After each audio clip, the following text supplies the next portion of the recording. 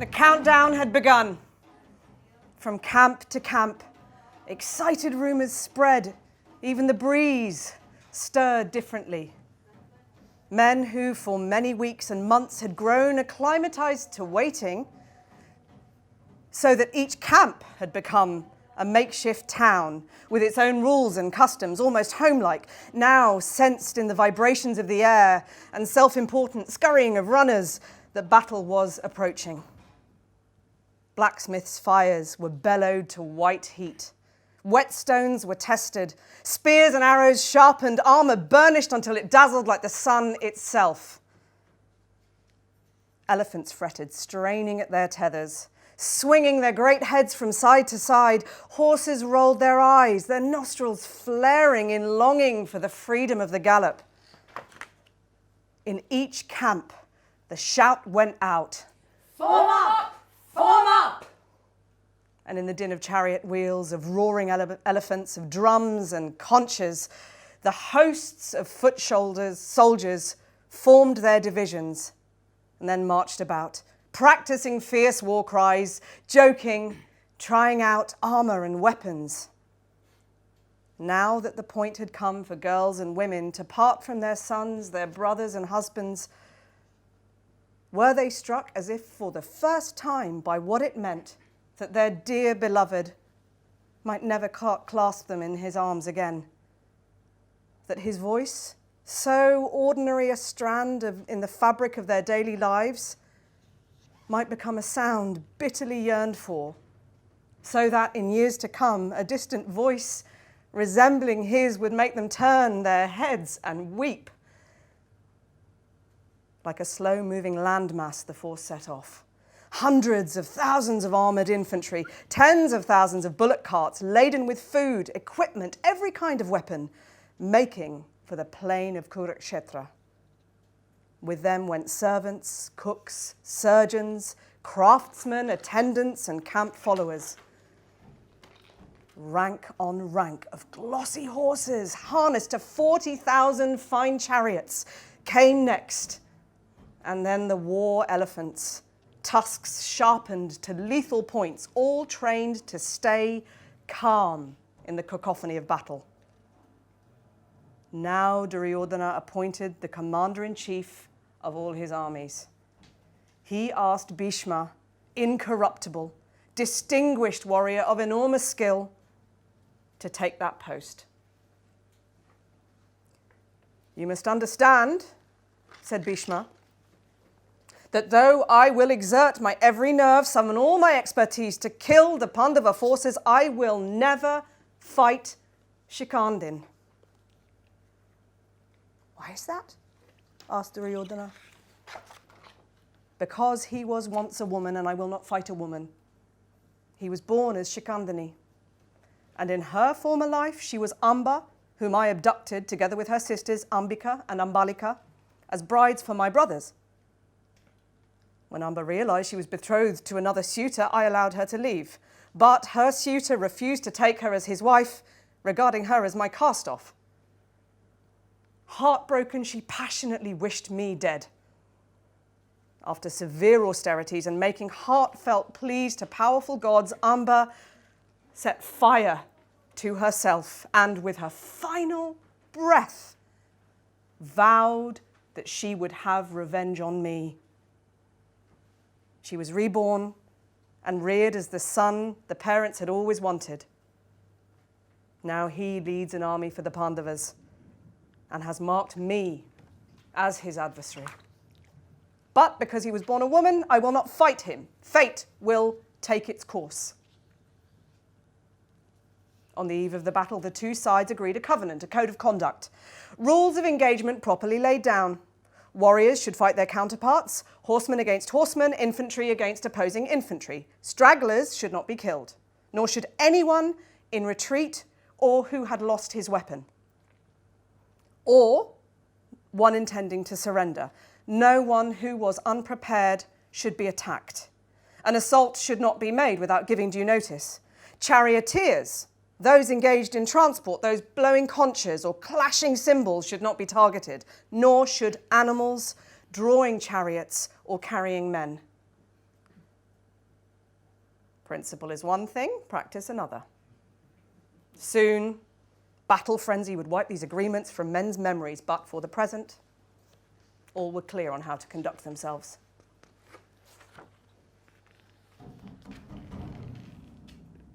Blind Dhritarashtra paced through his apartments, full of dread, unable to still his mind.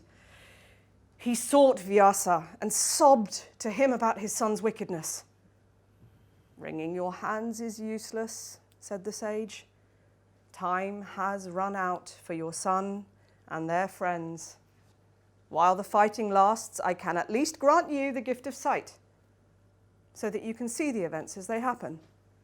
"No!" cried Dhritarashtra. "I could not bear to see the gushing blood, the mutilated bodies of my loved ones. But I want to know how things unfold, moment by moment." So Vyasa granted Sanjaya, the king's aide and companion, the gift of divine vision.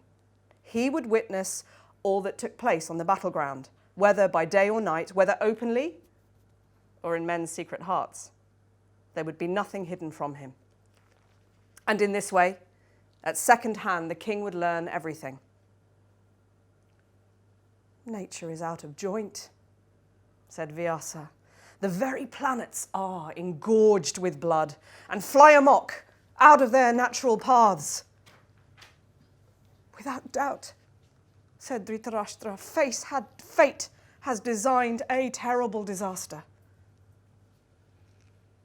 "You try to shift responsibility," said Sanjaya, "but you too are to blame. You know how this will end. The Pandavas will win for sure. Krishna is on their side. And where Krishna is, there is victory." Sanjaya departed for Kurukshetra. All Dhritarashtra could do now was wait. As morning broke on the opening day of war, the rising sun streaked the sky with scarlet. The heat slowly burned off the mist that hung above the plain. The opposing armies, division upon a division, stretched away as far as the eye, following the curved earth. Both forces were terrible, both beautiful.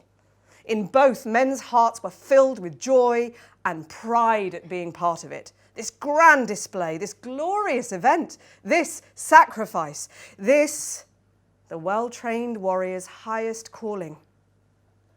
Fear, suffering, and grief would follow later. With the two sides facing one another, one east, one west, with 10,000 conches blaring out in challenge, the din of cymbals and the deep, heart-stopping throb of war drums, Arjuna said to Krishna, his charioteer, "Drive the chariot into no man's land so that I can see before the battle starts the faces of the enemy I must kill." Krishna did what Arjuna asked of him. And there, with every soldier tense and ready, with every horse straining at its harness, there, in the moment before hell's unleashing, with each blade whetted, each weapon at hand, there, in the moment when the frenzy of preparation was over and the din of death not yet begun, there, at that point, in the relentless passage of events, time freezes.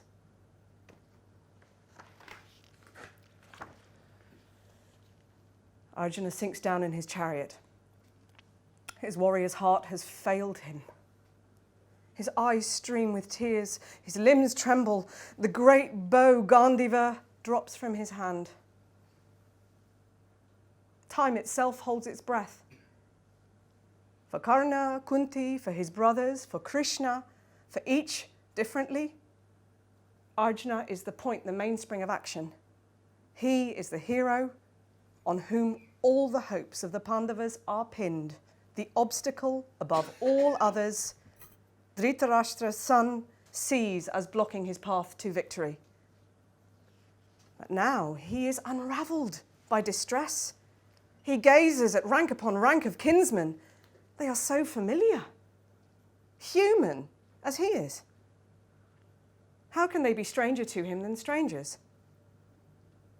death takes on new weight, sharper meaning. Whether this war brings victory or defeat, there will be no occasion for rejoicing. Striking his brow, he cries aloud to Krishna, "I will not fight." A Kshatriya enters battle to preserve dharma, but how can it be right to strike our kinsmen, coldly to kill those who have nurtured, taught, and grown with us? Look at all our revered cousins standing there, and Drona, our revered guru, and Bhishma, beloved grandfather to us all.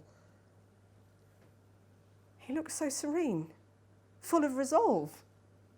Has he not imagined how it will be to aim his arrows at the hearts of those joined to him by blood, who were once his children, gathered round, enraptured by his stories? There are Duryodhana and his brothers, sick with greed and anger. But should we kill them? Krishna, even though they are geared for war, even though they are blind to their own evil, how, and are themselves prepared to kill us still, how can we, who know well what is sinful, do the same? When family is broken, the spiritual bedrock is destroyed, leading to every kind of social wrong and vile disorder. Chaos surely follows. Better to give up the kingdom now than gain it at the cost of so much grief. No, I will not fight. How can I take aim against my elders, who deserve from me love and reverence? I sense already the familiar heft of Gandiva flexing to unleash death on those whom I should protect. How can I cut them down as though they were rank weeds? Tell me how, Krishna. My thoughts are scattered. My mind is seething like a nest of hornets. You are my guide, my greatest, wisest friend. Help me to understand where my duty lies. Krishna smiles as if to a foolish child. Son of Kunti, your doubts sound honourable, but they spring from deep understanding, deep misunderstanding. In this life, nothing is permanent. Nothing can be held or truly owned. The individual I a person clings to, the ego with a sense of past and future, furnished with memories and with intentions, is illusory. Time is the present, as infinite a parade of present moments to be experienced, to be endured, misery and pleasure equally. Beings have mysterious origins. They emerge into the light and then disappear into shadow. Why should this cause grief?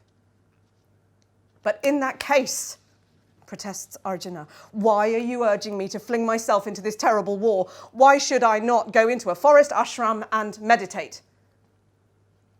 Krishna replies, my friend, there are two paths through this world, the path of knowledge and the path of action. You will not attain enlightenment by renouncing action, and indeed you would find that impossible. To live out this material existence, we have to act, just to keep ourselves alive. The question is how to act rightly. People who are caught up in delusion think that they are the sole authors of their actions and of the consequences, so they are proud of their successes and suffer shame or guilt when their efforts fail. But the workings of cause and effect are infinitely complex. Arjuna can hardly concentrate on Krishna's words. He is preoccupied by the enemy drawn up in front of him. Krishna, what impels a man to do evil, even when he receives the best advice, even though he understands what is right? It is desire and anger, those attachments that cast a screen of smoke over the world. Desire is the root, giving rise to anger. These are the age-old enemies of wisdom. The clamorous senses must be grappled with. The mind must be brought under one's control. Beyond the workings of the mind is wisdom grounded in awareness of the infinite. This is my yoga, the eternal way I have taught since the human race began. Arjuna is surprised and mystified. But Krishna, I know when you were born. What do you mean, since the human race? The spirit, the ultimate reality that pervades the cosmos, is impersonal. You should know I am its embodiment. I am the essence of everything there is. The cosmos is sustained by my energy. I am the deathless radiance of the sun, the heat of fire, the soft gleam of the moon. I am the taste of water, son of Kunti. I am Om, the sacred syllable. I am the roar of the wind, the manhood of men. I am the pure fragrance of earth. I am the life in all life that exists. I am the death that carries all away, and I am the life of everything to come. I am the beginning, middle, end. Now behold my divine power. Arjuna is astounded, shivering, bent in awe before the divine being. He struggles to shape his vision into words, not to be engulfed by insanity. Krishna, I can see all gods contained within your body. I can see you stretched between sky and earth, Lord. I see your countless gaping mouths, terrible with tusks, Lord. I tremble, faint with dizziness and fear. Oh, the devouring flames, the blood, surely it is the end of everything. Tell me, terrible being, who you are. I am time, destroyer of worlds. Even before you act, all these warriors, rank upon rank in the opposing armies, are already dead. I have destroyed them. From the perspective of eternal time, the everlasting present, these men you see lined up, eager for battle, full of the vigor of their youth and strength, are dead already. The bodies which have known cold and heat, pleasure and suffering, already carry death and decomposition in their bones. This is the mystery of mysteries that I have taught you. Consider it and act. I am the love that fills the universe, and you are my beloved Arjuna. Now rise up, hero, be my instrument. Arjuna stands, Gandiva in his hand. Time unlocks. When they saw Arjuna rising to his feet, tall on his chariot, Gandiva in his hand, a great shout exploded from the ranks of the Pandava army. Filled with joy, they blew their sea-born conches, clashed their cymbals, and shouted, Jaya! Jaya! Now nothing could hold back catastrophe. Any weak hope that this insane conflict might, after all, just be the stuff of games, died in the din of the drums, of thundering hooves, the clash of cymbals that forced out all thought. Pure experience without reflection. At the deafening sound of instruments, hoarse yells, the trumpeting of elephants, the whinnying of 1,000 fine horses, the armies hurled themselves toward each other. The Kauravas with Bhishma at their head, the Pandavas with Bhima in their vanguard, roaring like a storm cloud, so terrifying that elephants and horses pissed and shat as though they heard a lion in the offing. For a while, on that first day of battle, the fighting had been fairly orderly in accordance with the covenant agreed on both sides. But very soon the rules were forgotten in the mad excitement, the joyful surge of bloodlust, and the desperate struggle to survive. When a leader's standard had been cut down or toppled, the foot soldiers ran around like a scattered flock of geese, wildly searching for their battalion. And like the meeting of two walls of water, rearing up from the ocean bed, driven by unseen forces underground, the armies clashed and mingled with each other. The noise of conches, drums, the marching feet and battle cries were enough to drown the senses and make men mad. Dust swirled and billowed, blotting out the sun. Men struggled to keep their bearings, to make out which were the leaders, comrades, countrymen, shouting out the names they hoped would bring an answer, straining to catch sight of familiar standards, while all around them tripping them, blocking them, dead and dying men and animals bled into the already slushy ground. Through gashed skin, the blood came spurting, leaping on its mending mission. Blood to fill the impossible gap, the violent breach in the body's confident integrity, the breach that let death enter, the spirit fly. Day followed day in carnage on a scale that could not have been imagined. Every night, as the sun dipped out of sight, the fighting was suspended and the surviving troops plodded back to camp, spent, sorrowful. So many corpses, heads and limbs and trunks, so many slaughtered animals of war lay crushed into the mud that with the dawn the armies marched out over claggy ground, buzzing with blowflies, feasting on rank flesh.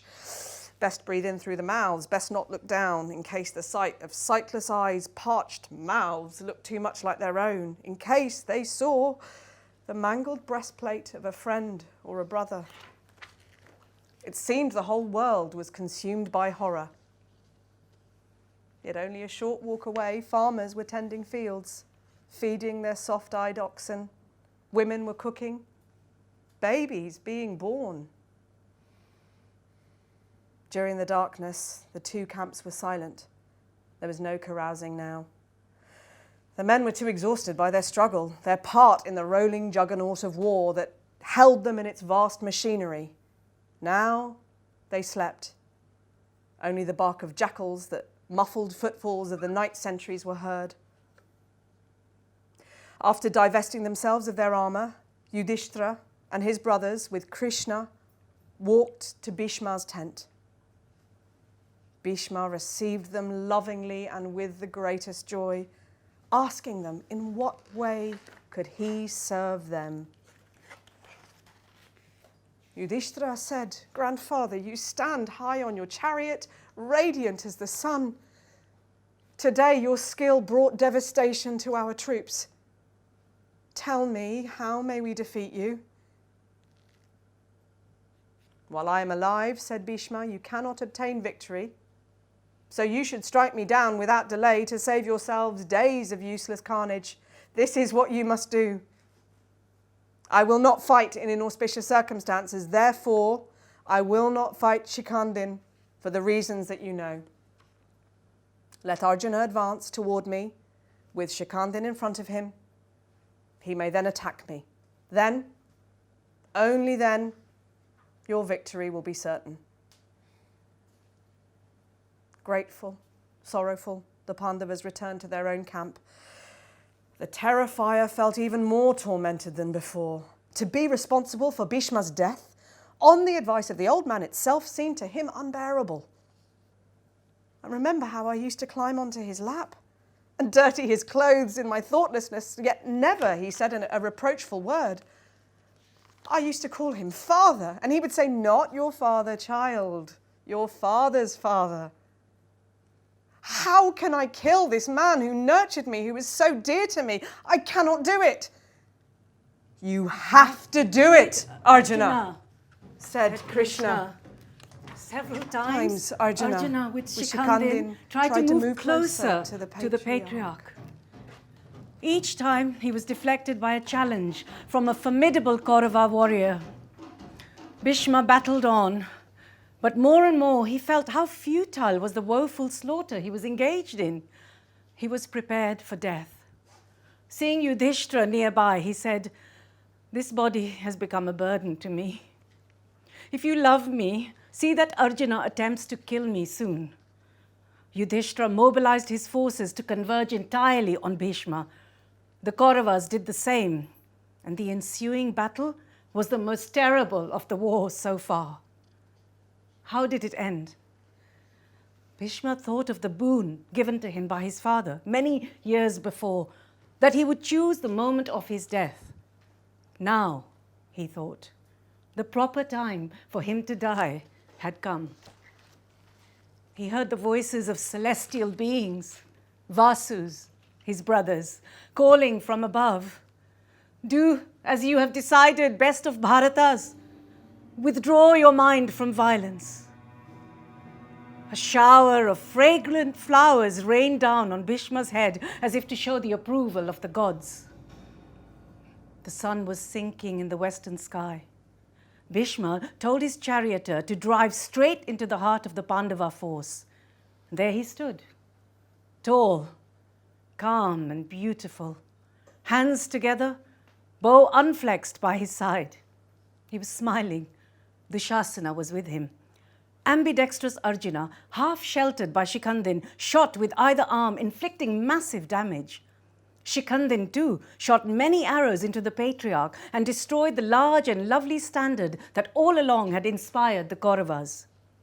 Bhishma murmured to Dushasana, "I feel the arrows traveling towards me in one straight stream. These are not Shikandins. These shafts that cut me like the cold of winter must come from Arjuna. Only he can inflict such pain."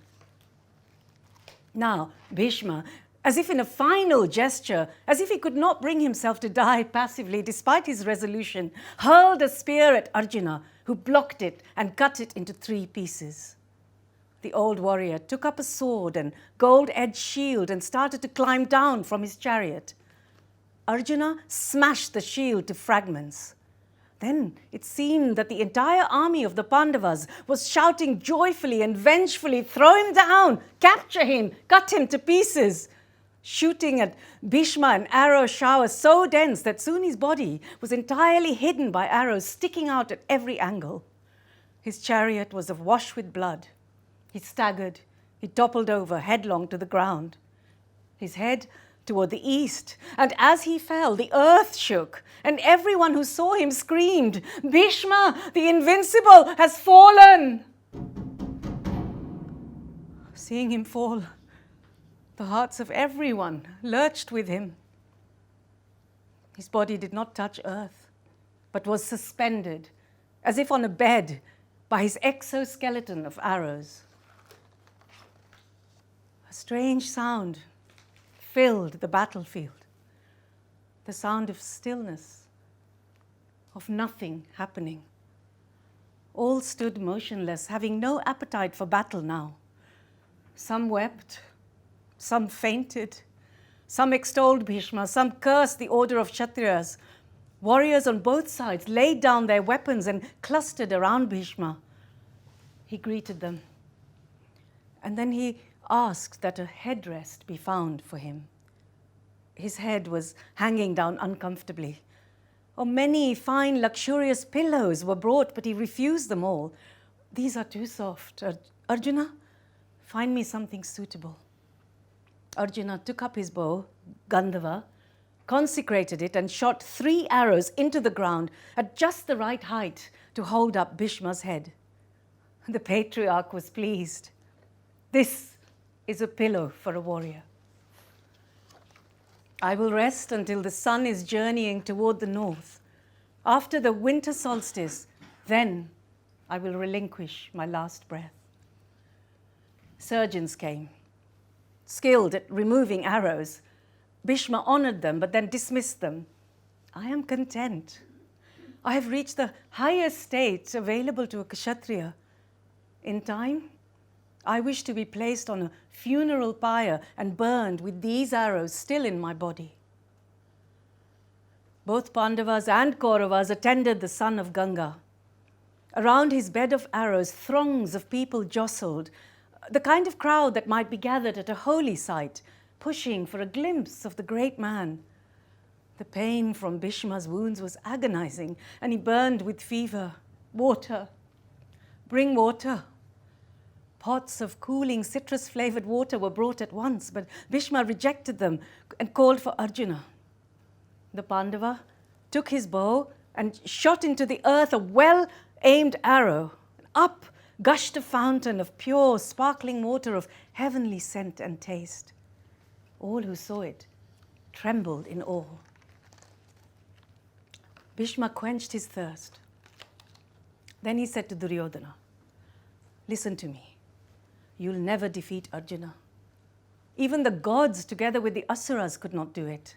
I beg you, make peace with the Pandavas. Divide this prosperous kingdom as before. Too many brave men have already died. Think now of the thousands upon thousands who could still return to their far-flung homes, seeing their wives, children lit up by joy, who otherwise will sleep their final sleep here in the choking mud of Kurukshetra. Having said this, Bhishma became silent. To rise above the torture of his wounds, he closed his eyes and moved into a state of profound meditation. Duryodhana, having heard him, frowned, turning away like a dying man refusing medicine. Hastinapura, endless days of waiting. For the blind king, life seemed to be suspended as he sits and waits, waiting for Sanjaya to come with further news from Kurukshetra. But even now, even though Bhishma lies dying on his painful bed of arrows, Dhritarashtra entertains some hope that his son will yet defeat the Pandavas. At last, Sanjaya arrives with recent news, and the news is worse than nightmare. Great Drona, who had succeeded Bhishma as commander, has been struck down. The master is no more. Seeing that, even now, Dhritarashtra was hoping for a victory for the Kauravas. Sanjaya described the dire events that culminated in the death of Drona, the supreme weapons master, the man who had taught both the Kauravas and the Pandavas. Drona directed 10,000 of his men into the wheel formation, a rotating, winding, circular shape impossible to penetrate save by a very few. The Pandavas met Drona's force head-on. A fierce battle followed, with many hundreds massacred or wounded mortally. The wheel was unassailable, and from it a storm of missiles rained on the Pandavas, who could make no headway, but instead time and again took dreadful punishment. Yudhishthira drew Arjuna's son Abhimanyu aside. He was still a boy, but in accomplishment and in beauty he rivaled his great father. With your father engaged elsewhere, you are the only one who knows how to break into the wheel. Child, for the sake of all of us, you must try to penetrate what Drona has constructed, or else, when Arjuna returns, he'll blame us. Abhimanyu was fired up with zeal. Today the world will witness my great feats. I shall slaughter all those who challenge me, or I'll not call myself Arjuna's son. Only my father taught me how to enter the wheel, but not how to come out again. Once you have broken in, said Yudhishthira, you will force a path for us to follow. Never fear. We shall be close behind you, and we can smash it open from within. Then, said Abhimanyu, I will fly like a mad moth into a searing fire. Fighting free of an initial skirmish, Abhimanyu managed to break open the wheel formation and entered. How could it not end in tragedy? When no help was at hand for Abhimanyu. One by one, his weapons were destroyed, his bow broken, his chariot smashed, his spear splintered. Finally, he fought on foot, only a mace to defend himself, for now he was the target more than the attacker. As cowardly wolves prefer to hunt in packs, 6 of the most powerful Kauravas, among them Drona and Karna, set upon the exhausted Abhimanyu. These were great warriors. They knew full well that a mob attack on a lone opponent was contrary to dharma. Yet they did it. Abhimanyu, Arjuna's best beloved, beautiful in death as he was in life, fell to earth and did not move again. It was as though the full and luminous moon had fallen from the sky to the black earth. Dawn was breaking on the 15th day. The opal sky was reddening in the east, and soon the sun, like a great copper disk, lifted itself above the far horizon and cast its image on the nearby river, the river that reflects experience in its quiet waters, that witnesses joys and tragedies, triumphs and horrors, and keeps them to itself, flowing onwards imperturbably towards the sea. Come, Arjuna, said Krishna. Things are serious. What we need is rather less scruple, much more stratagem. Drona cannot be overcome in battle. But if his son were dead, then I think he would not fight. Therefore, let someone tell him that Ashwatthama has been overcome. Neither Yudhishthira nor Arjuna liked this plan. But Bhima took his mace and killed a mountainous bull elephant named Ashwatthama with one blow to the head. Ashwatthama has been killed, he yelled. Drona heard, and his head swam with the shock. Knowing Yudhishthira would not speak untruth, he called to him, "Tell me, is my son no more?" Krishna spoke quietly to the Pandava. Drona is quite capable of destroying your entire army. To prevent that, you know what you must say. To speak untruth in order to save lives is not a sin. Do it, Yudhishthira. Reluctantly, but earnest in his longing for victory, Yudhishthira called back, "Ashwatthama!" The elephant. He's indeed dead. Until now, Yudhishthira's chariot had always glided a hand's breadth off the ground. After this deceit, it became earthbound.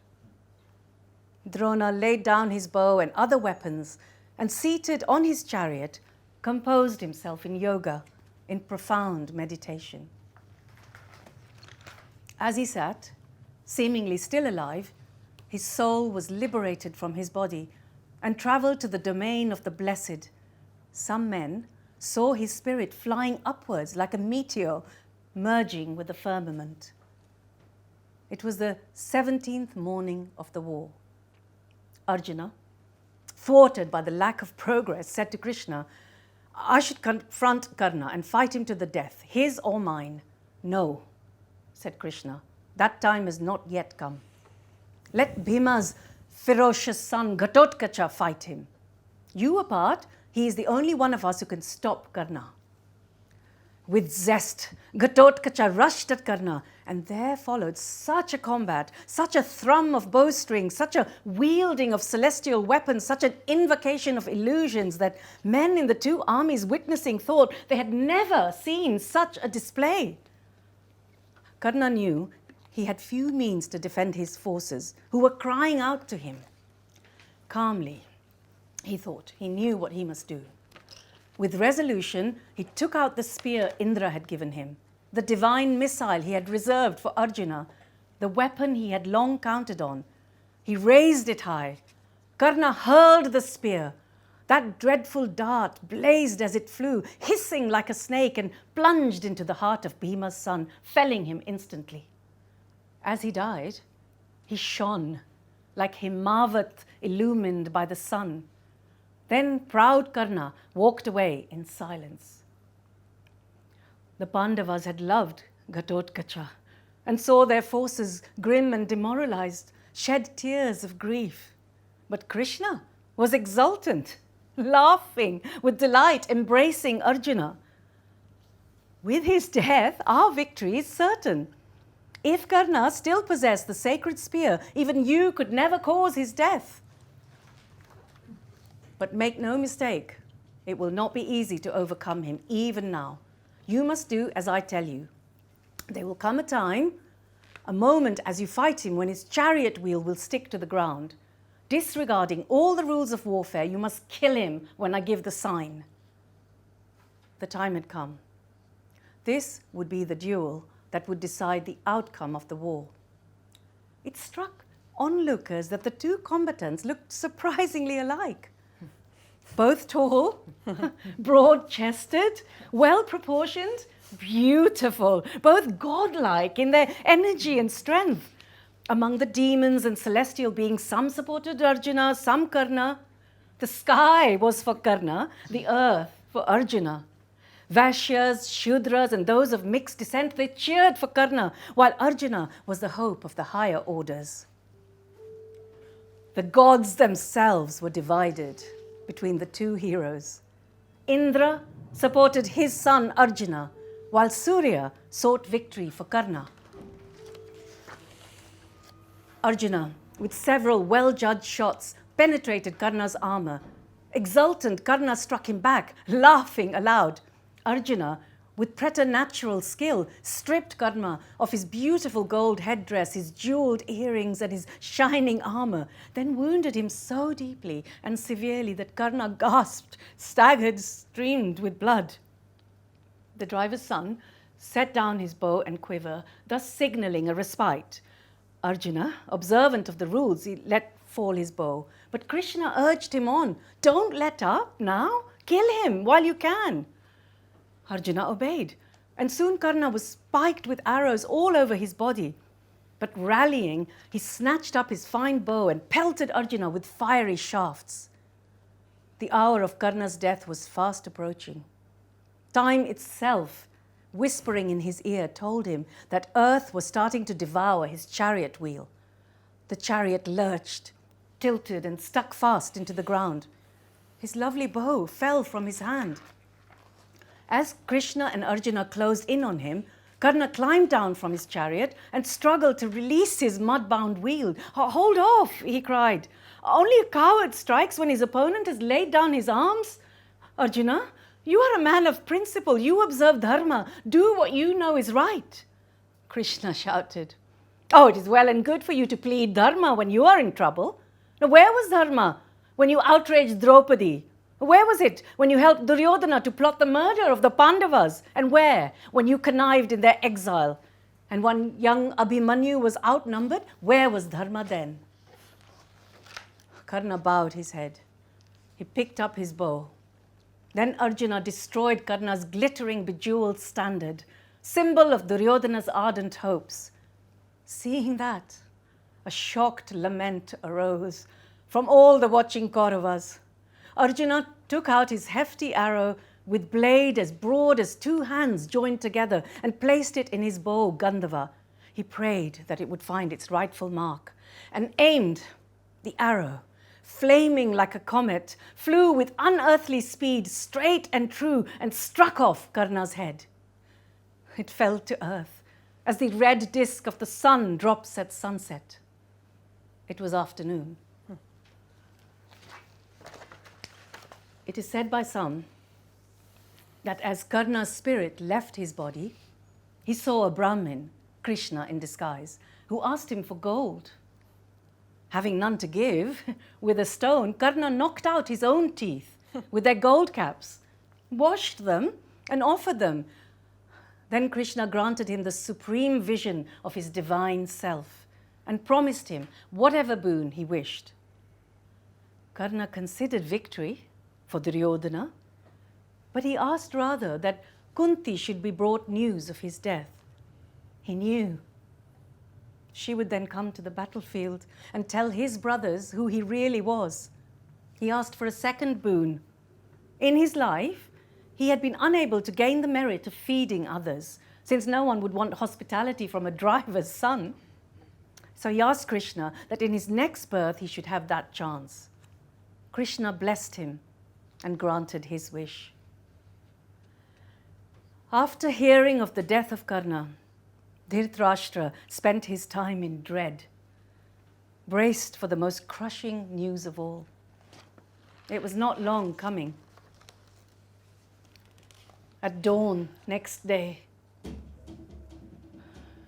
Duryodhana, his chariot smashed beneath him, took his mace and fled on foot toward a lake some distance off. He was blind with tears. Then, by enchantment, making himself a space deep within the lake and sealing the surface, Duryodhana sank and disappeared from view. The Pandavas arrived at the lake shore. Duryodhana, Yudhishthira called out, why are you hiding like a low criminal? Because of you, an entire generation of noble warriors has been wiped out, yet you seek to preserve your own worthless life? Here you are, lurking in fear, avoiding the battle you yourself have brought about? Hearing this, Duryodhana stirred the water and struggled, dripping from the lake, his body streaked with blood. His mace was in his hand. Shoulder this armor, said Yudhishthira, and bind your hair. Here is a well-made helmet. Furthermore, you may choose your opponent, and if you win, then you shall have the kingdom. I'm prepared to fight each one of you, roared Duryodhana, and I shall kill you one after another. No one can match me. While Duryodhana boasted in this way, Krishna took Yudhishthira aside. He was alight with anger. You are mad. By letting him decide his adversary and promising the kingdom if he wins, you're back in the gaming hall taking a chance. Who but a fool would risk losing the kingdom when it's within his grasp? Duryodhana is a master with the mace. All those years you were exiled in the forest, he practiced every day against a statue shaped like Bhima. Bhima is your only hope. He has enormous strength and stamina, but Duryodhana has the greater prowess, and prowess always wins. None among you is capable of beating Duryodhana in a fair fight. We are in great danger thanks to your stupid gesture. It seems to me the Pandavas were born to live in exile. Duryodhana chose to fight with Bhima, the man he hated most in the world. The two cousins squared up to one another. Then the fight began. Half a lifetime's hatred and resentment went into every blow. They were well matched, and each took special pleasure in the knowledge that he was pitched against a worthy foe. Both were beautiful in their massive strength, their graceful footwork as they made their moves, dodging, defending, attacking, circling in intricate maneuvers. When they clashed, sparks flew. The ground shook with the force of it. Body blows drew torrents of blood and made the fighters reel and stagger. But that served only to reinforce their strength of purpose. Who is doing better in your view? Arjuna asked. Bhima has strength, said Krishna, but he will never win in a fair fight. Indeed, I see that he's struggling now. He must bend the rules, especially since Yudhishthira has been so foolish. Standing to Duryodhana's left, Arjuna slapped his own thigh. Bhima saw the sign. Soon Duryodhana, to avoid a blow, jumped, and Bhima, seizing his chance, smashed his mace full strength against the Kaurava's thighs, breaking both instantly. Duryodhana crashed to the ground, groaning. The Pandavas were filled with joy. Bhima had won. The war was over. Bhima strode around Duryodhana and scuffed his head with his foot. Not boasting now. Where is your scorn? Your dirty tricks, you wretch. Many onlookers were scandalized by Bhima's behavior to a dying man, and Yudhishthira reproved him. Bhima, stop now. You have fulfilled your vow at last. For all his evil actions, Duryodhana is a Bharata, our kinsman. You must not touch a kinsman with your foot. He approached Duryodhana with streaming eyes. Oh, cousin, it is your own folly and wickedness that have brought you to destruction. Destiny cannot be averted, but I envy you. Heaven will welcome you as a brave hero. We must face the widow's bitter grief. Krishna said, we have now entered the age of Kali. Breaches of dharma are to be expected. Duryodhana, raising himself painfully on his elbows, spoke to Krishna. Don't think I don't know that Bhima recalled his vow to break my thigh only because of you. That is just one of many devious and sinful actions perpetrated by you in this war. But for you, Bhishma would be uninjured. Drona would be alive, and the virtuous and mighty Karna would still be by my side to comfort me. Only because you acted wickedly, the Pandavas, who should have lost this war, have won. Son of Gandhari, Krishna said, virtue has won. Your defeat and the killing on this bloody field of Kurukshetra are due to you alone and your sinful envy. Bhishma and Drona are dead because of you. Karna is dead because he followed you. So are your brothers. I tried to cancel you.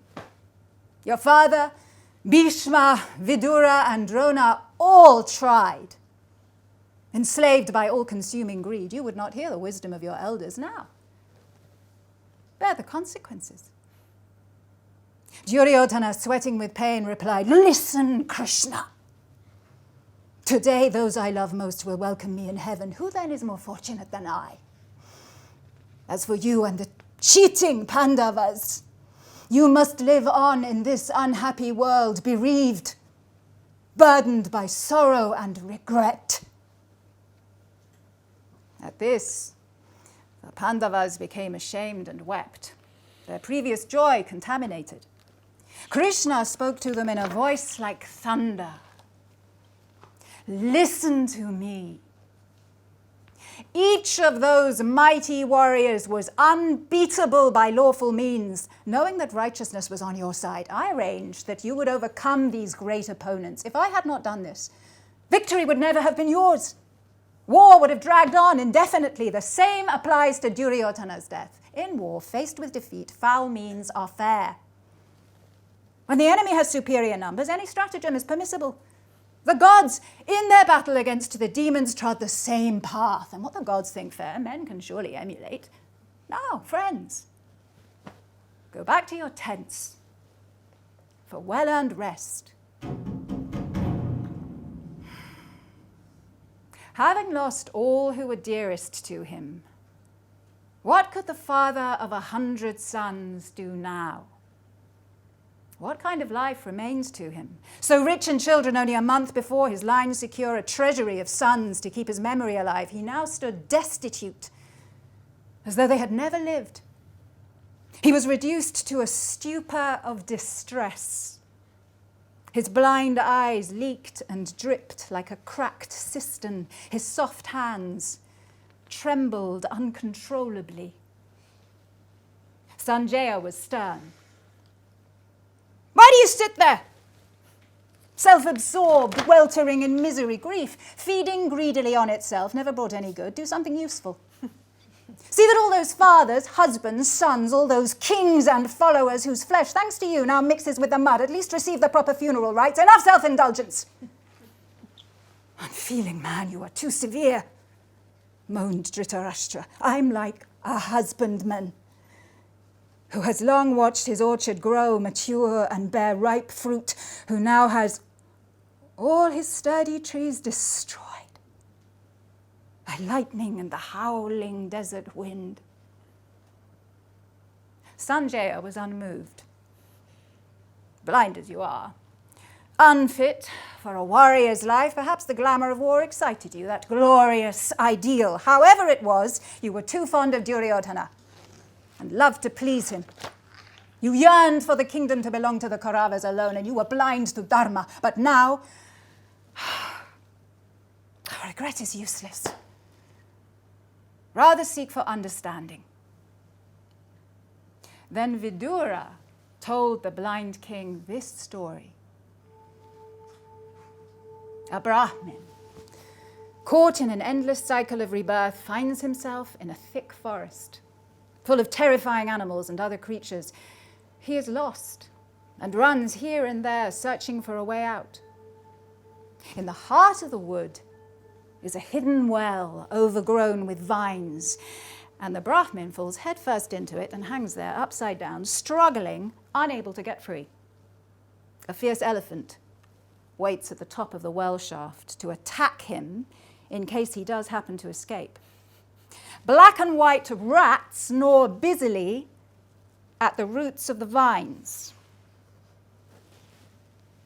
A bee's nest on an overhanging branch is letting fall a continuous stream of honey. Surrounded by dangers of every kind, he nevertheless avidly sucks at the honey. He can't get enough of it. In this way, pleasure distracts him, even though the rats will eventually gnaw through the roots of the vine and he will fall to his death. We get caught up in pleasures and desires, and we ignore the rats of time working for our destruction. The wise, who understand the wheel of death and rebirth, cut the ties that bind them to the wheel. Dhritarashtra stirred himself. He ordered chariots and asked Vidura to assemble all the women of the court, Gandhari and Kunti first among them. They would travel to the battlefield. Sunk in despair but glad to be occupied, Gandhari and all the royal women joined the king, and hollow-eyed and drawn rode out of the city. They were watched by all Hastinapura, all bereaved. It seemed that every house contained a widow, a sister, or a weeping mother. Women whose normal lives were lived in strict seclusion ran into the streets with hair unbound, dressed in simple shifts, screaming, wailing, as if all sense of modesty was lost. Yudhishthira too went to Kurukshetra, taking Draupadi and the other women. Grim-faced, Yudhishthira approached his aunt. I am the killer of your sons, great lady. I have caused devastation on this earth. I am not fit for wealth, not fit to govern. Curse me, for I deserve to be cursed. And though he was afraid of his aunt's wrath, Yudhishthira prostrated himself before her, gasping with rage. Gandhari looked down and glimpsed the tips of Yudhishthira's fingers below her blindfold. Instantly, his nails shriveled and turned black. Nervous, Arjuna moved away. But Gandhari's anger had spent itself. Acknowledging her spiritual strength, Vyasa gave a gift to Gandhari. Standing where she was, blindfolded still, she could now see the entire battlefield. Distant and close, by means of divine vision, her inner eye was opened. She exclaimed to Krishna at everything she saw and heard, I can see the sweeping, blood-drenched plain of Kurukshetra in all its dreadful detail. Everywhere is chaos. Mangled flesh, the aftermath of massacre. Everywhere I look, in all directions, countless bodies lying in abandoned heads and limbs at sickening angles. Mouths gaping as if their final cry should still be reaching us, eyes that shone with every heartfelt passion now are empty pits, cleaned out by crows. Gashes and holes in the silk of skin show where a cunning spear has found its way between the panels of bright, well-wrought mail. Some wear their armour still and seem unscathed, as if lapped in the luxury of sleep. While others are half naked, stripped of all that mark them out from the mire they're made of. Krishna, who am I now? I am Gandhari, childless mother of 100 sons. But is there no word for women such as I? A word like widow, another word for empty. Look at these fine young men embracing earth as if discovered in the act of union with a beloved bride, arms spread, their faces oblivious to everything but this. Oh, earth has stolen them. Earth has triumphed over all of us defeated women. A month ago, who could have imagined that men who love the music of the bards would now hear only the despairing cries of their beloved wives? They who slept soft now lie uncushioned on the filthy ground. Men who plunged deep in the sumptuous flesh of women now lie torn, gnawed by jackals, their rigid arms locked hard around a mace. Oh, these poor women. Oh, some are mute with shock, most are wailing, shivering in their pain. They call like cranes for mates that will never come. Some try to find a body that belongs with the head they love. Then they realize it's not his. Some fail to recognize the face of their own brother. And Krishna, there is Duryodhana. Oh, my tragic son, caked in blood, your strong legs smashed, distorted, your breastplate still in place. I remember how you looked when you asked for my blessing, full of pride and foolish hope. I knew then it must end in defeat. All I could manage were lukewarm words. Not what you most wanted, not the heartfelt prayer for victory men need from women when they go to war. Oh, so much sorrow. It is women's fate to love and lose. Love and lose again. What's wrong with us? Why do we not start weeping as soon as we see our newborn as a boy? But no, we glow with pride, as if this creature, these perfect arms and legs, this lusty voice, this future food for crows were an achievement. Broodmares for corpses. That's what women are if they are born unlucky kshatriyas. Gandhari sank down, broken, desolate. Krishna, when your peace mission failed and you returned to the Pandavas, then my poor sons were as good as dead. You could have done more to save them. But this was what you wanted, this war. And all my precious sons are lost. I curse you, Krishna, for presiding over this tragic conflict. Kinsman against kinsman, a time will come when you will pay in kind. In 36 years' time, having killed your sons, brothers, cousins, you will meet an ignominious end. And then your own women folk will weep and tear their hair, as inconsolable as these women now. Krishna smiled. Excellent, Gandhari. You give words to what I already know. But don't give way to anguish. Grief breeds grief. You were wise enough to know that. You yourself are by no means blameless. You thought too well of Duryodhana and tolerated his pernicious acts. Now you see the tragic consequences. Dhritarashtra urged Yudhishthira to arrange that rituals for the dead be performed, especially for those who lay neglected on the field with no relations to mourn their passing. Those whose loving kin perhaps had heard no news and were still praying for their menfolk's safe return. Then all went in procession to the river. The Bharatas gathered at the water's edge, the serene Ganga fringed with lovely trees. The mourning women shed their ornaments and, entering the water, poured libations. Suddenly Kunti, weeping, speaking quietly, said to her sons, "You should take special care that you perform the proper rites for Karna." Yudhishthira was surprised.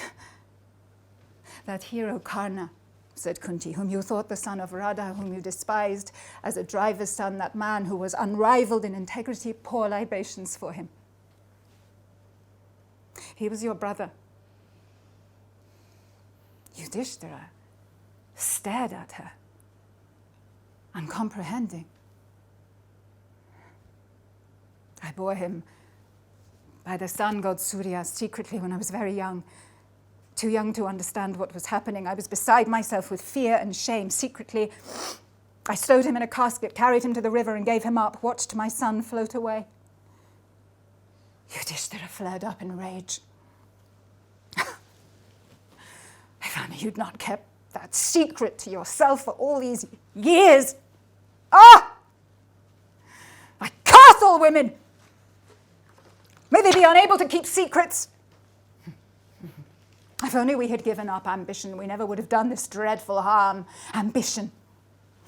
An abiding sense of grievance and greed for power brought us to this point. Now, our kinsmen and our friends are dead.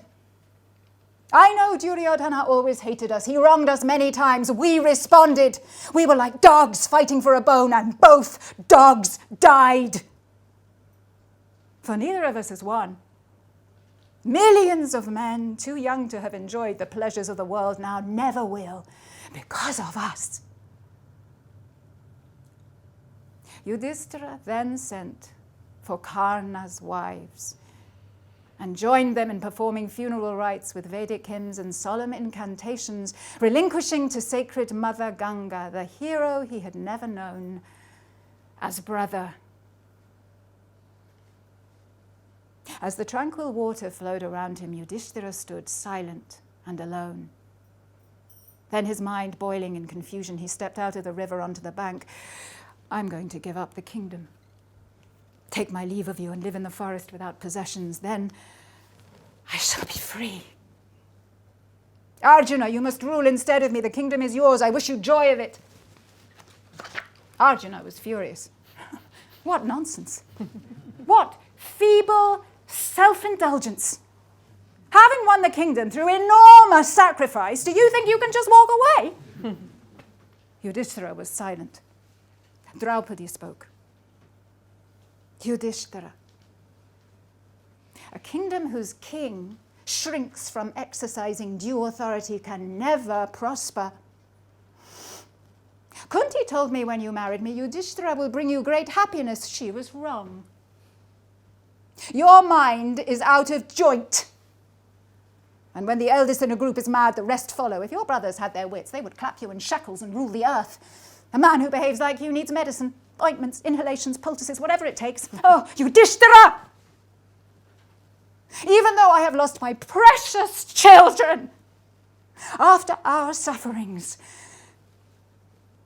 I want to live. But Yudhishthira was still unconvinced. Bhishma, that dear man who was so kind to us when we came as boys to Hastinapura, my mind is haunted by the memory of how he staggered as if struck by lightning under the onslaught of Arjuna's arrows, and the lie I told to our great teacher Drona, making him lose his will to fight, causing him such grief, and most of all our brother Karna, who always fought fairly. All those great men would be among us still, but for my hunger to possess the kingdom. Knowing this, I cannot live. Farewell. I will sit in this place and fast to death. Vyasa then suggested that Yudhishthira should go to Bhishma for more profound teaching. Before the patriarch gave up his life, I am not worthy, said Yudhishthira, to approach Bhishma, guilty as I am of his great suffering on his bed of arrows. Nonsense. Nonsense, said Krishna. Stiffen your resolve and do what Vyasa tells you. He knows best. The whole kingdom is waiting for you. Please make us all happy. Now they were getting close to where Bhishma lay. The field was still a monument to death, the ground a mess of bones and hair and hides. Millions of skulls gathered up in heaps waiting to be dealt with. The remains of funeral pyres were everywhere. The patriarch lay with great seers in attendance. Krishna greeted him gently. Most excellent man, no one surpasses you in wisdom and ascetic discipline. Here is the virtuous King Yudhishthira. The Pandava is struggling with searing grief after the death of so many of his kin. Please speak to him. Help him to understand the Dharma of kings. Resolve his perplexity. Bhishma joined his hands. My mind is foggy. Pain from all my wounds is sapping my energy. My speech is slurred. And how can I lay claim to wisdom, Krishna, when you are here? I would be ashamed. It would be like a pupil holding forth in the presence of his revered master. Greatest mainstay of the Bharatas. Your wisdom is legendary, said Krishna. But I can ease your physical distress. You will have no more pain or tiredness. Your mind will be clear, and you will remember all you ever knew. Let Yudhishthira question me. said Bhishma. He should say what he wants to hear. Now came a time when King Yudhishthira, with his family and Krishna listening, sat day after day at Bhishma's feet, receiving knowledge and the profound wisdom gained in a life of dedicated service to the house of Bharata. All-wise grandfather, said Yudhishthira, people say kingship is the highest calling. To me it is a burden, yet I know that for a people to pursue in peace the goals of merit, wealth, and enjoyment, their king must perform his royal duties. Or if he does not, the kingdom will be ravaged by evil and confusion. So please enlighten me. What are the crucial duties of a king? My son, said Bhishma, first you must understand that only a man devoted to the gods and generous to Brahmins will succeed in following the dharma of a king. But do not suppose that supernatural help will be available if you yourself do not engage in energetic effort.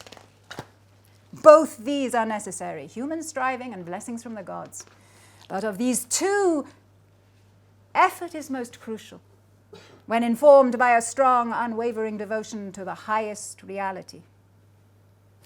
From time to time, this question is debated. Does the age produce the king or the reverse? Have no doubt, the king creates the age. A bad or foolish king will bring about an age inferior in every way, sinful, confused, tormented by disasters. A good king makes the world a better place in small ways and in great. His righteousness sustains morality. The rituals which he supports construct and integrate the very cosmos.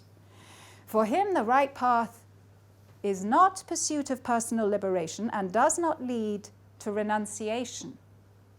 Rather, it takes him to the heart of conflict and complexity, where those he governs depend on him for justice and protection. That is your lonely path, Yudhishthira. Grandfather, what is the king's responsibility towards those who flee into his kingdom? Refugees, escaping persecution perhaps. Does he gain merit by offering sanctuary? He gains great merit, answered Bhishma. The sin of spurning one who seeks out your protection is dreadful and can never be wiped clean. Everyone around the patriarch knew, though no one spoke of it, that soon the winter solstice would arrive, and with it Bhishma's chosen time to leave the earth. The patriarch was tired. Day after day, Yudhishthira had put to him his questions and his doubts. Now the time was approaching for Bhishma to depart. The dying man addressed Dhritarashtra. I want you to stop grieving for your sons. Treat the Pandavas as your own sons, as morally they are. They will protect you. Bhishma spoke no more. With yogic concentration, he withdrew the vital force from each part of his body, and to the amazement of all who watched, the dreadful wounds shrank and disappeared. Celestial drums were heard, and beautiful perfumed flowers rained down. Bhishma, the great patriarch, was dead. The Pandavas and Vidura wrapped the body in a cloth of silk and placed it on the pyre, Brahmins made oblations and chanted Vedic hymns. The pyre was doused with sandalwood oil and black aloe. The fragrant fuel was lit and the remains flared up, glowed, and then were reduced to ash. The party walked together to the Ganga and poured water libations for the goddess, Bhishma's mother. They saw her rise up, weeping, lamenting for her son, remembering his great achievements. The time came for Krishna to depart, to return to Dwarka, his seagirt city. The Pandavas were sorrowful. Farewells were said. The chariot loaded and Krishna set off. Once out of sight of Hastinapura, Krishna told his charioteer to urge the horses on, and the chariot, charged with celestial power, flew like a comet. Hastinapura. Life at court took on a pleasant pattern. Yudhishthira, a most judicious ruler, compassionate and even to his enemies, always in his mind were Bhishma's teachings. The searing loss endured by Dhritarashtra and Gandhari could never be repaired. But the king made sure, as far as possible, that the aged couple should enjoy a life similar to the one they led before. But all was not exactly as it seemed. Dhritarashtra felt only affection and gratitude to 4 of the Pandavas. He could not banish from his mind the way Bhima had killed Duryodhana. It rankled still, and Bhima, for his part, still resented Dhritarashtra's role in the disastrous dice game and afterward. One day, Dhritarashtra summoned his nephews. We all know how the great destruction at Kurukshetra was brought about. I take the blame for it. Yudhishthira, you have behaved toward us as if you were our son. We have been happy. But now we have decided to retreat into the forest, and there, blessing you, eating little, we shall end our days. Our austerity will be to your benefit, since kings enjoy the fruits of acts performed within their kingdom, auspicious and inauspicious. Sanjaya and Vidura will go with us. We come to ask you to release us. The day arrived after the elaborate Shraddha rites. Dhritarashtra and his 3 companions, dressed in deerskins, started on their journey.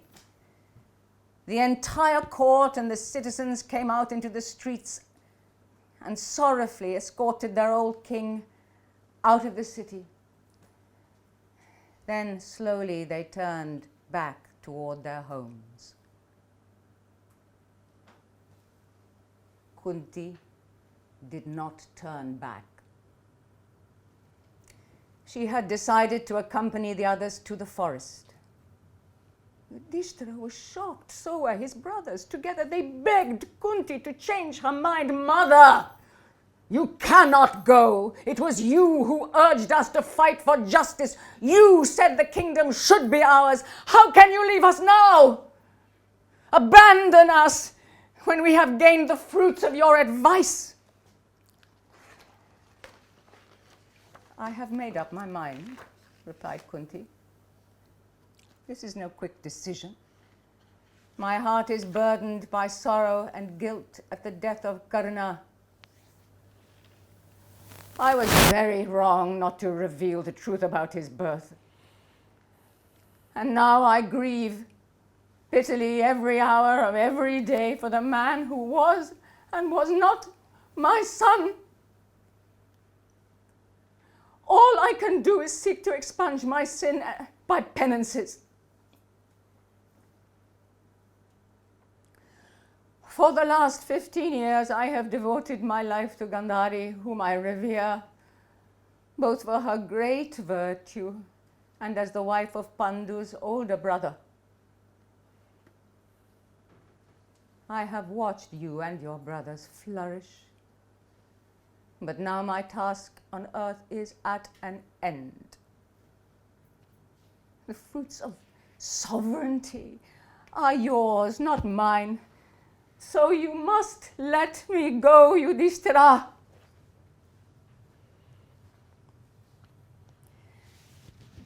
The king was now ashamed and stopped protesting. He understood. Dhritarashtra and his fellow elders made their new home deep inside the forest, close behind the shining river Ganga, where they quickly settled to a life of abstinence, austerity, and prayer.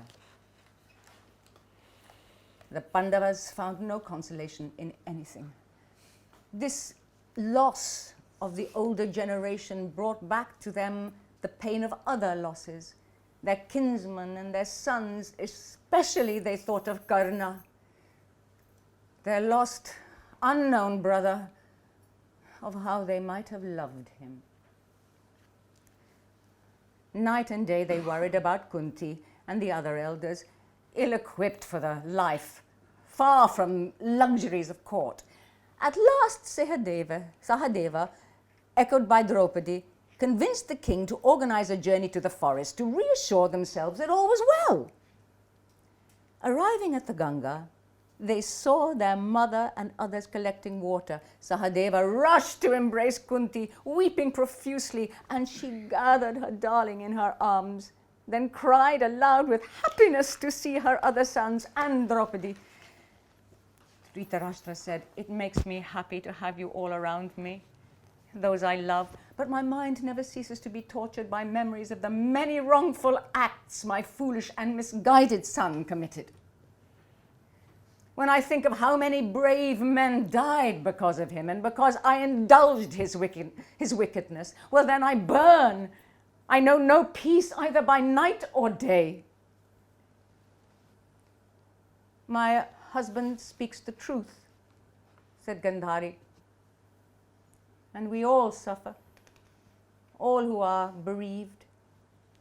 Even though 16 long years have passed since those terrible events,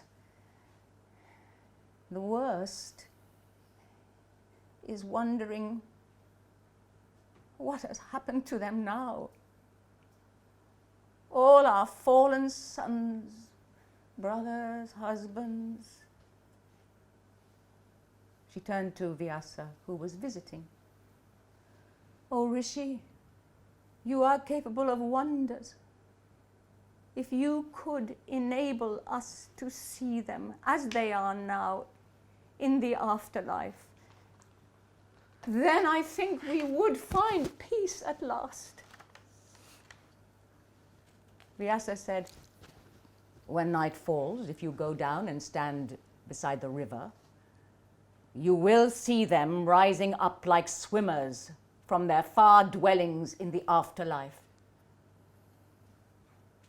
As the daylight faded and the sun dipped low behind the trees, Vyasa conjured up a miracle. This is what Gandhari saw, speaking silently to herself as it occurred. The air is growing cooler. All of us have come to stand beside the river Ganga, and we are waiting. Time drags. No one speaks. Slowly,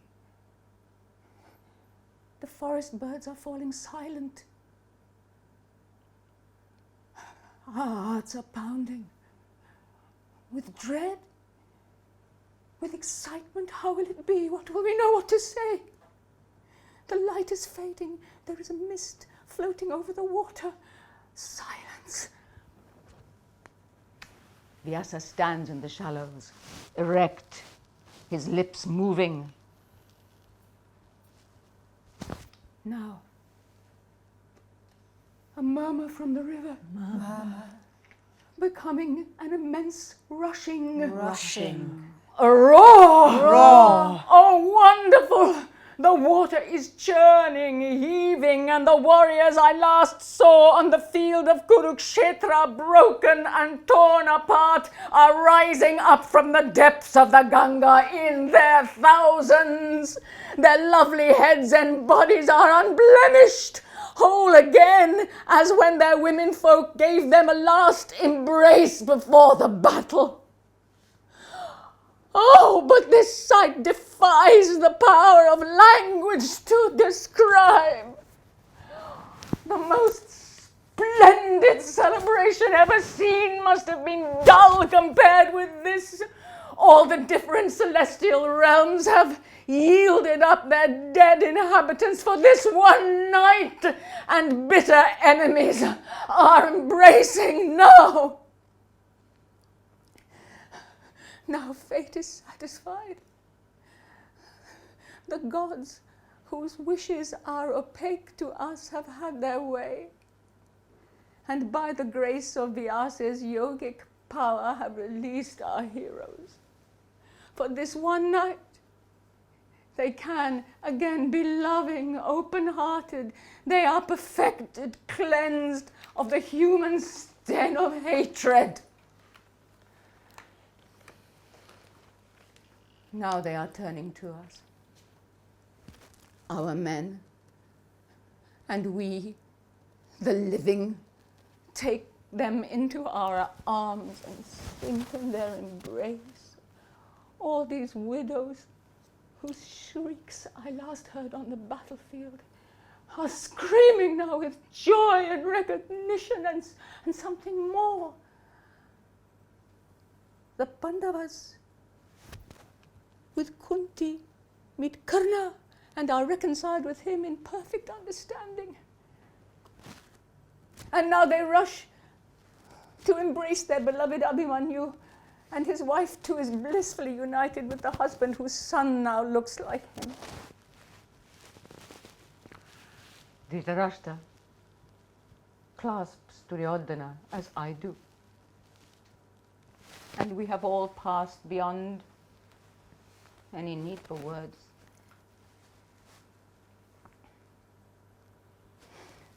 Dawn began to turn the treetops red. At a gesture from Vyasa, the warriors began to plunge into the rippling Ganga and were Gone. back to their heavenly homes. Having seen his sons for the first time and the last, Dhritarashtra shed his grief and returned content to his retreat. My son, he said to King Yudhishthira, the time has come for you to leave this place. So Yudhishthira and his family, knowing that this parting would be final, sadly took their leave and made their way back to the city of the elephant, Hastinapura.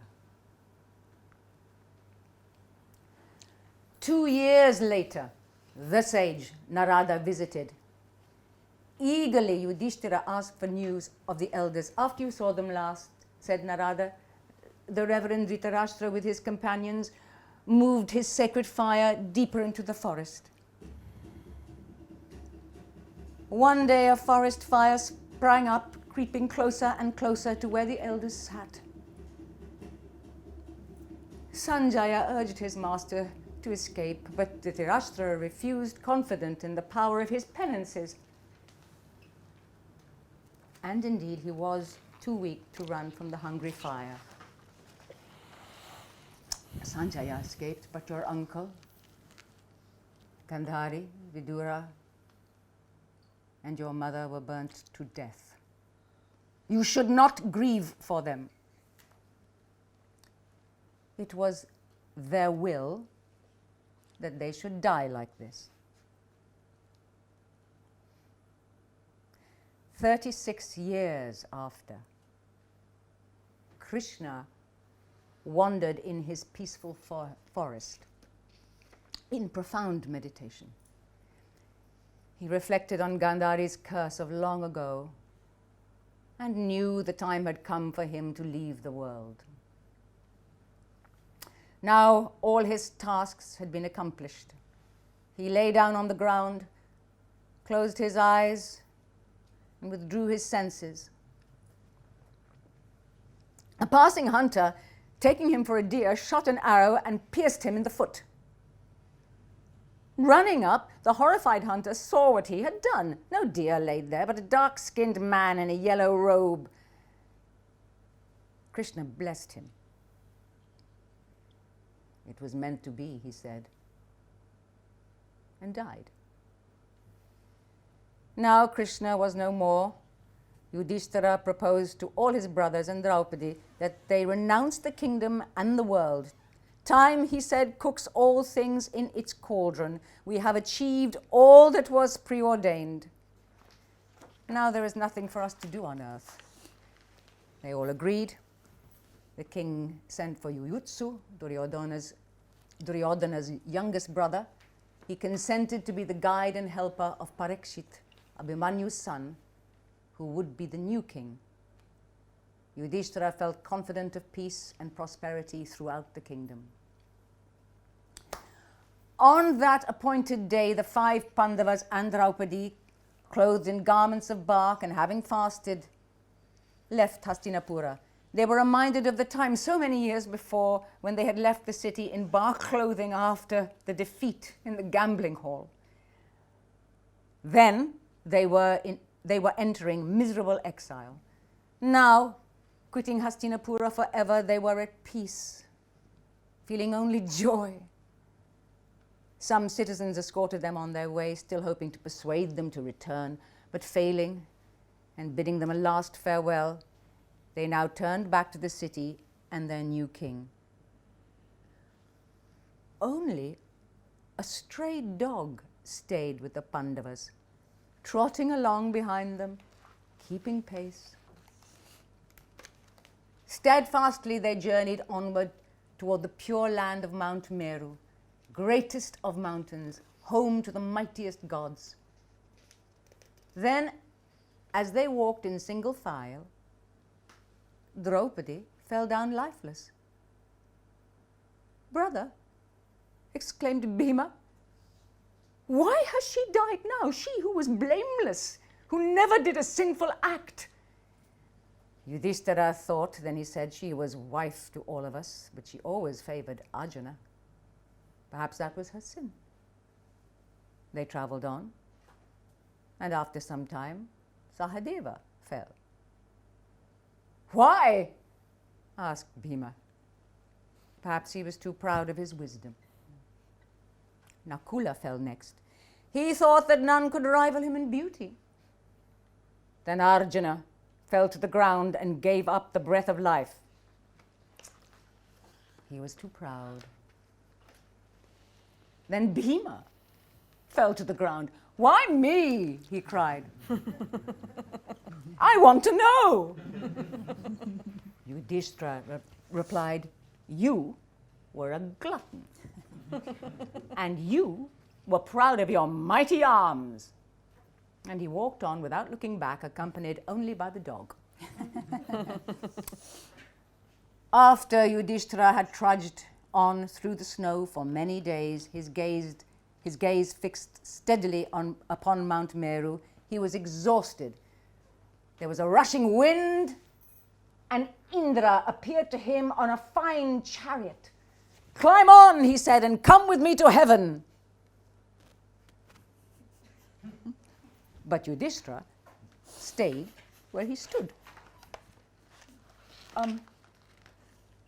"The dog must come with me," said Yudhishthira.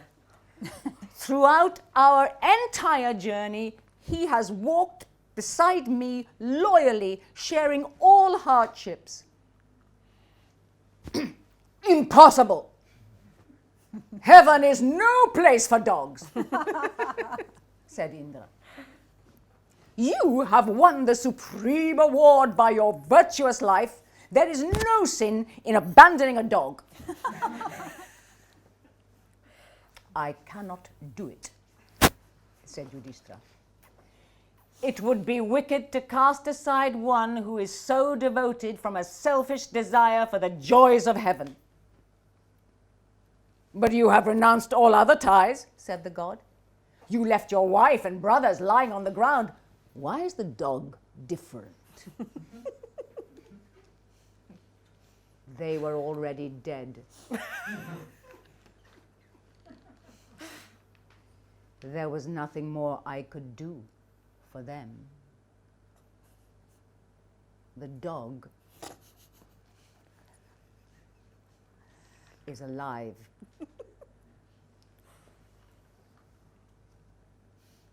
Suddenly, the animal was transformed into the god of righteousness himself, Dharma, father of Yudhishthira. He was delighted with his virtuous son. Yudhishthira was taken up to heaven by Indra, accompanied by other gods and celestial beings. Yudhishthira thanked the gods.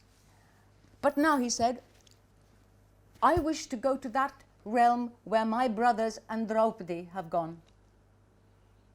I want to join them. You have earned a special place, said Indra. Why do you still cling to your old attachments? Your 4 brothers and Draupadi have reached happiness. You should stay here with us. Enjoy your great success. But Yudhishthira insisted that he wanted to be only where his brothers and his wife had gone. Open your eyes, Yudhishthira, said Indra. Yudhishthira looked around, and what he saw was Duryodhana. The Kaurava was seated on a splendid throne, surrounded by gods and many heavenly attendants, together with other Kauravas. Yudhishthira, shocked and outraged, turned his back. How can this be? This wicked cousin of ours, this man, driven by greed and bitter envy, was responsible for the deaths of millions and desolation of millions more. The gods ordered a celestial messenger to escort Yudhishthira to his kinfolk. The messenger went first to show the way over rough terrain. It was treacherous, mushy with flesh and blood, bones, hair, and stinking of the cadavers that lay all around, swarming with flies and maggots, gorging on the decomposing bodies. The way was lined with fire, and it was jostling with crows and other scavengers, their beaks iron hard and cruel. Dark spirits lurked there, with needle-sharp incisors and hideous claws. They passed a river, boiling and foul-smelling, and a stand of trees whose every leaf cut like the cleanest blade. Worst of all, people on every side were enduring the most dreadful torture imaginable. But then he heard piteous voices calling out, Son of Dharma, royal sage, great Bharata, pity us. As long as you are here, a fragrant breeze is bringing us relief. Please stay, even for a little while. Ah, how terrible! Exclaimed Yudhishthira. The voices seemed familiar. Who are you? He called to them. He heard the voices answer, clamorous with pain. I am Karna, Bhima, Arjuna, Nakula. Sahadeva. I am Draupadi. Yudhishthira began to blaze with anger. What kind of beings are the gods we worship with such devotion? What is Dharma worth if these good souls can be treated so cruelly? He spoke to the messenger, I shall stay here. This is where I belong. The messenger went away. But in no time the gods appeared. with Indra at their head, and among them the Lord of Righteousness. Immediately the scene changed completely. Dark became light. The dreadful sights and smells disappeared. A gentle, fragrant breeze blew all around. There were no tortured beings, no rotting corpses, no lacerating trees. Yudhishthira, said Indra, do not be angry. You will suffer no more of these illusions.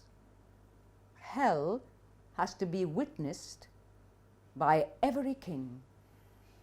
Sinful people enjoy the fruits of their good actions first, spending some time in heaven before hell. For those whose lives were mainly virtuous, it is the opposite. Because you tricked Drona by letting him believe his son was dead, you, through a trick, had to spend time in hell. It was the same for your brothers. Illusion caused them to suffer just for a short time. Now that is at an end. Shed grief and anger. Your brothers and your kinsfolk have now gone to those realms where they enjoy happiness. Lord Dharma spoke. My son, I am highly pleased you have passed all the tests I set for you.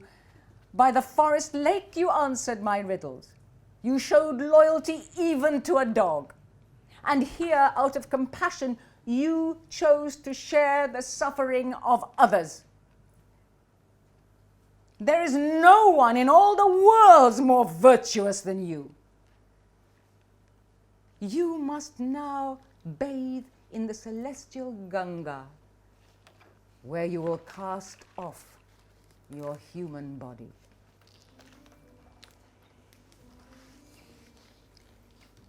Now, said the traveling poet, I have related the story of the Pandavas and Kauravas in its entirety. The bard fell silent. Then he rose, preparing to take his leave. But the forest seers detained him, clamorous for more. These were his parting words. What is found in the poem I have recited concerning dharma, riches and enjoyment, as well as the path to final liberation, may be found elsewhere. But anything it does not contain will be found nowhere.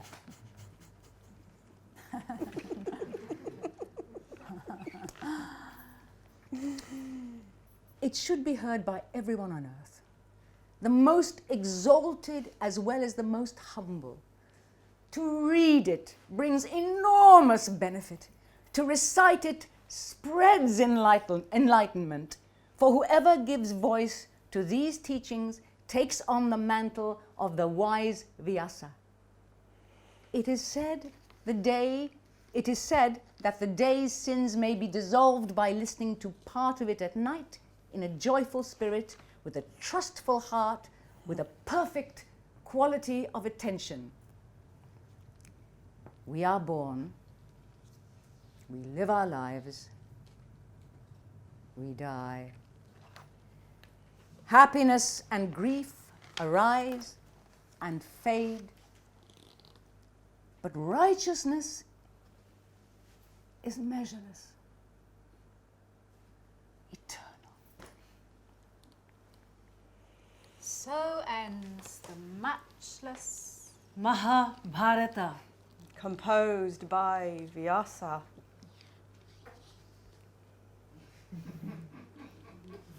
For the good of all.